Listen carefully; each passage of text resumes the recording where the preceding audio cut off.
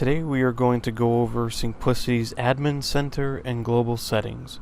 This video is going to give an overview of the administration settings of Syncplicity, and we'll cover very briefly the Global Settings section. This video is designed to give you a quick look over settings and choices available.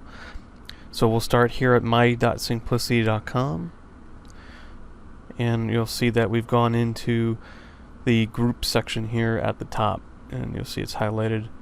I'm in the admin section first, and I've gone into groups. And this nice way to just test everything is to create a new group. We're just going to call this group testing policies.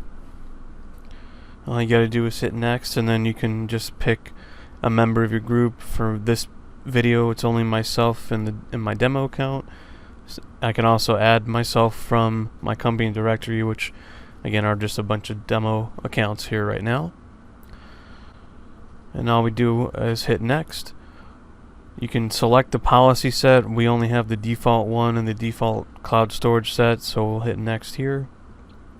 And the group's been successfully created. So now that we have a test group, we can go into policies up at the top and create a new policy set for this group to test with. So now let's actually create a new policy set. All we gotta do is click on the create policy set here. We'll give this policy set a new name. We'll just call it test policies, and we'll hit next. I'm going to keep it at the default policy set. I've got these other policies there for a reason, but we'll use our factory settings here. I'm not going to choose anything just now. We're going to hit next just to get this created. We're going to add the group from our Syncplicity company directory here. I'm going to choose that testing policy we made. I also could have typed that policy name in the box here and selected that down there. And you see I've got this here. Once I hit finish, I can go back to policies, and I've got a bunch of different policies. Now the key thing about policies is that it is a waterfall effect, meaning the topmost policy takes precedence over everything else. Since we just made this new policy, we don't want that to be at the bottom anymore. I'm just going to continue to move it up with these up arrows and make sure that policy is the primary policy that Syncplicity is looking towards. Now I'm going to go in and edit it. You'll see all these different sections here are very laid out. Panorama you can ignore, it's a legacy product. I'm going to expand this here and just scroll down and start going through these. And you'll notice as you go through an existing policy, on the right hand side as you mouse over each option, there are tooltips that are going to explain exactly what that selection means and exactly what it will do when you change it. It's very, very straightforward, so there should really not be any confusion. There's one or two exceptions here. The first is this disable Syncplicity for Outlook policy. If you hit apply and reload, it will wipe out any other changes you've made. Well, we'll continue on here. The next thing is show only mapped. This means that you show only the folders selected by users to sync from Syncplicity.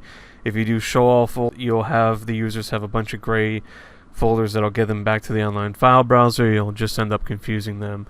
So our recommendation for this is show only mapped. And again, you can just continue down, and while you're looking through the policy options, just keep in mind that you want to make your policy based on the behaviors you want your department to exhibit. So just keep those in mind, what you want to restrict. If you need to restrict mobile, you'll see the group that this policy belongs to. And then if you go up here and have questions, you can always hit support and send in a support ticket, and we'll get your questions answered as well, so you can feel empowered to reach out to us. The last thing we're going to look at here is going to be settings.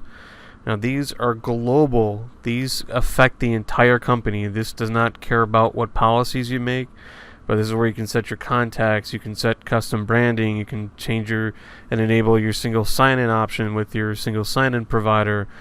Everything's again pretty straightforward there. You can decide what account changes end users are able to do, what file retention you need, whether you can retain active files forever, retain unmodified files for a certain amount of time, decide if you need it in your email attachments if you're using the Outlook plugin.